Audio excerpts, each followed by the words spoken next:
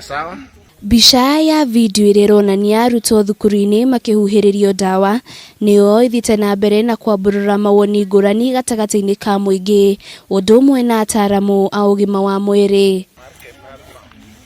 Giiko giki nigikumithetio na njira nene ni Ministry ya Ugima wa Mwiri makiuga uthuthuria baranginyo nukwambikwo makiuga ari magutacukiria ikinya ria kiwatho kuri thukuru ruratabanirie giiko giki kuona nigiakuiga miturire ya arutwo hataki-ini. The issue about schools now being open, I actually saw that clip on WhatsApp where children were being fumigated. That is not something the ministry recommends. Remember, when the pandemic started, there were efforts by the counties and many other institutions to put up spray booths, which were doing the same thing.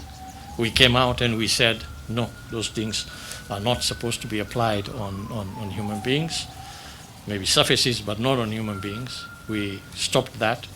And I think this one too, I know that our officers have noted it and are taking action to advise schools that something like that is not acceptable, to spray children with fumigants. Kuringana na Ministry ya Ugima wa Mwiri no mwaka thukuru ciothe igathike mitaratara iria yagiriire ya gwithema kumana na kunyitwo ni murimu wa COVID-19 ithenya-ini ria gutigirira arutwo matiri ugwati-ini riria mari mathukuru-ini. We are also making a special appeal to our teachers in schools to ensure that the agreed guidelines and protocols are followed to the letter.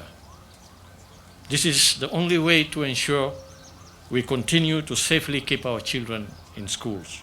Governor wa kaunti ya Machakos Dr. Alfred Mutua ni akumithetie giiko giki na njira nene akiuria arutani gukorwo na wigiririki na arutwo mahinda-ini maya ma COVID-19. Our girls are not cockroaches.